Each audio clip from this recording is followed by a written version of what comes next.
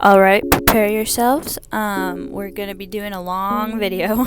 um, so today I thought I would go through the entire process in real time of how I do a drawing. Right now I'm trying to turn my pen on. I was having difficulties. So first you draw a circle and a line. The line is just for where you want the center of the face to be. So if you want a 3/4 view, you put it kind of more to one side than the other. Then you just fill in the cheekbones and try to get them even. I never do, but you can fix them later. So doesn't have to be perfect. Then I do the ears, just kind of a shape. You can make them rounder if you want. I just kind of make them a little boxy. I'm lazy, so for smiles, I just do 2 little lines. I'm actually really excited to do the eyes later on. I actually decided to do one open so that I could show the full process of how I do the eyes. I might make a separate video on just eyes because I won't be able to go in a huge amount of detail with this. So depending on how thick you want the neck, with my style, you don't want it too thick, but you don't want it like super, super thin, because you gotta have something holding the neck up. So yeah, and then you can add shoulders, I guess. I'm doing it in kind of a different order. Sometimes I do the hair first. A lot of times I do the neck before I do the facial features. And then you just add the hair in.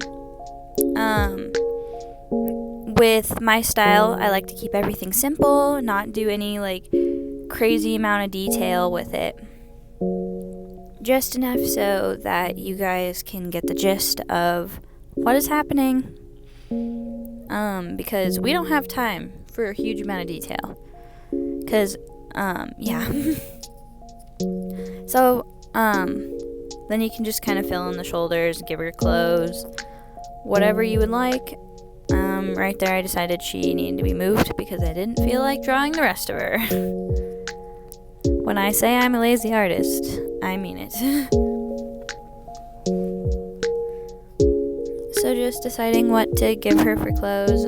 I was gonna give her one of those like high neck tank top things, but then I was like, this character is unworthy. I reserve the high neck tank tops for peak character design and characters I find worthy for the attention. So I just did that. I lowered the opacity of my sketch layer, and if I feel fancy and everything, I will take a clipping mask and I will make everything red. Just because I have sometimes a harder time seeing the difference between my sketch layer and my line art. So now we're going to line art. So I take a line art pen in black, usually black. Sometimes I'll do a very dark brown. And I'm just tracing right over what I want to be shown. I just kind of leave things out if I don't want them, like that ear, it should be covered by hair. So yeah, I'm just going in, making those edges all crisp and just cleaning it all up and making sure that it is exactly how I want it, because in the end, the line art is really going to stand out against all the colors because it's such a dark color. And it also just brings everything together and makes it not look so messy. Not that messy is like a bad thing. Some people's art style have messy elements to it, and I think they're really cool, but I cannot pull that off. So, yeah, it's a very tedious process. I honestly, yeah.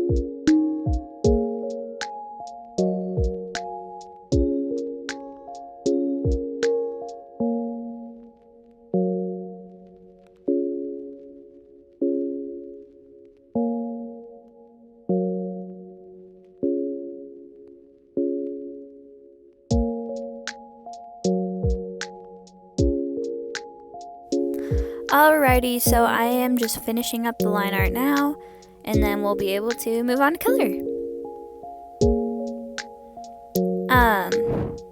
So I just make a new layer right underneath, and I just start coloring it in with a nice round brush. The brush really doesn't matter all that much. I think it's just your preferences.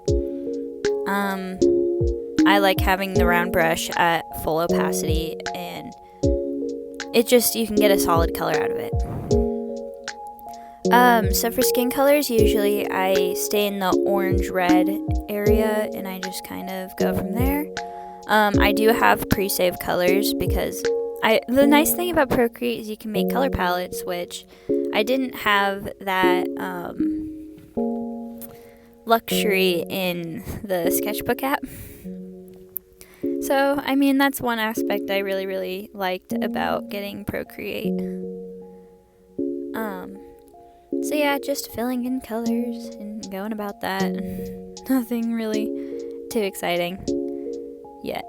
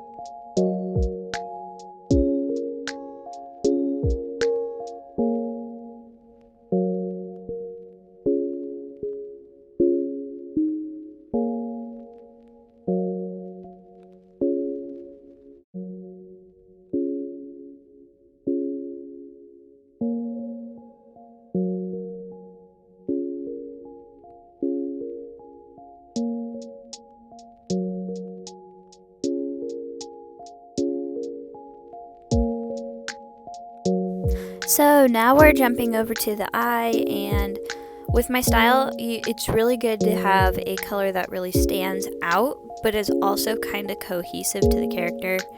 So like, I had a bunch of warm colors, so I decided to go with red and kind of give her a fall kind of look. So all I do is I fill in the base color and I go over top like this with a darker version of it and just leave a little sliver like that. Now I make this shadow area for the pupil, but I don't have, that is not my pupil. I will add that later. Now if I'm feeling lucky or like special or anything, I will add these little lines. If I'm in a hurry, not so much. So yeah, you can make them as big as you want, as small. It's really, really customizable. So yeah, it just adds a little bit of detail in there.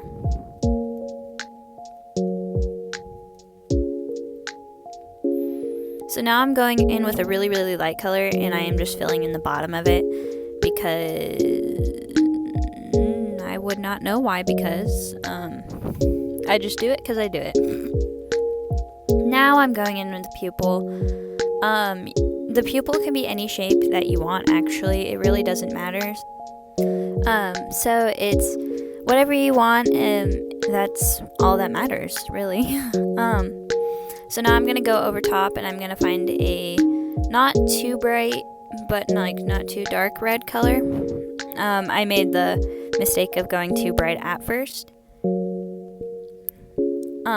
Actually, never mind, that is the perfect color. You want it to be able to lighten the colors, but you still want to see details. So when I try this again, you really don't see the details anymore. So that would be the wrong color. You want to stick with the darker, medium shade-ish color so that you can see all the details.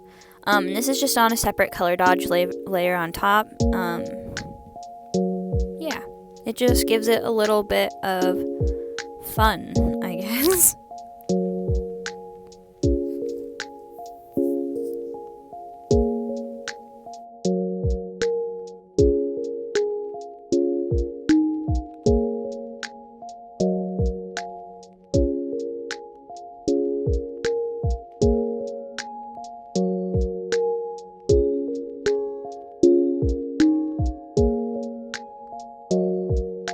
So now that I am getting close to finishing this up, I will go in, add a new layer after I lower the opacity, and I will start adding highlights and the whites of the eyes and just making it shine and really pop, because I feel like the eyes are one of the most important things in the style that I draw with, is the eyes. It just makes it really stand out and just makes it a lot more fun and bright and cheery. So yeah, making sure there's white.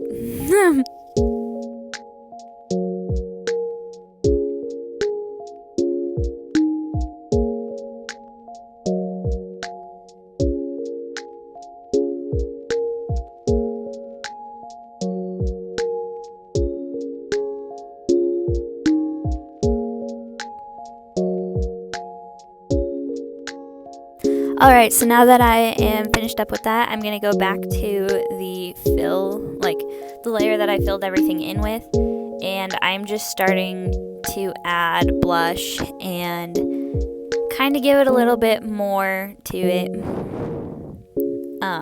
Blush is always fun because it can really make a character very cheery and happy. So, yep, just going in and filling in details.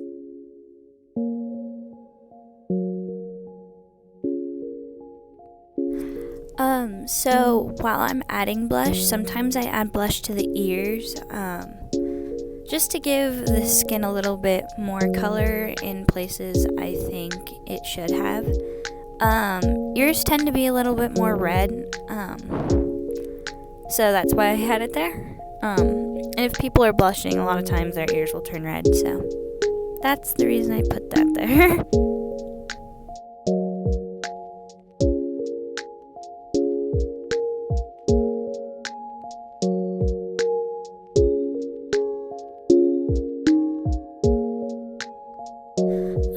So now that I'm done with that, I will add a new layer, and I will change it to a hard light layer. And I have a pre-saved color, it's kind of a purplish gray. And just going over that, going over everything with that, just makes a nice shadow color so that you can still see the color underneath, but it shades it, and it makes my life so much easier because I am lazy and I don't have to go color selecting all the time for shadows. So if you're lazy like me, you can either do this with a hard light layer, or you can take an overlay layer and do the same thing, but I've actually never tried it with overlay, just the hard light. So I know you're supposed to put shadow in certain places depending on your light source, but honestly, I have never really tried to actually have a light source because I really don't care. So I just put it where my heart desires, and honestly, it's fine as long as it looks good in the end and looks cohesive with the rest of your art. sure other people who do art and actually study that are going to notice, but non-artists aren't really going to like nitpick that detail, being like, oh, that shadow is in the wrong spot, unless it's extremely obvious. But if you're doing light shading like this, it's really not that difficult to like make it cohesive with your background. So that's how I do it. Sometimes I add it into the hair to make it seem like that hair is underneath and behind. And sometimes I really don't like that or don't see much of a difference, so I'll actually go and change the color like I am doing right now, and just making it a little bit more dramatic, just going back to that hair layer and just filling it in.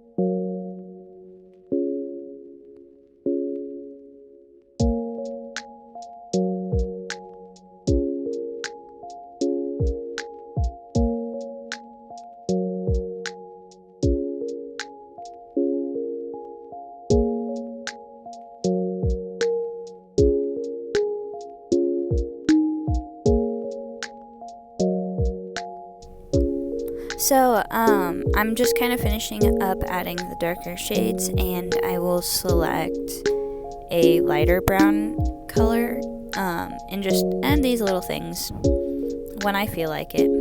Sometimes I really don't do this at all, and it's fine however you feel like doing it, but when I feel like it, and I'm not being lazy, I will add that. But I am a lazy artist, so you really can't blame me for not putting it there.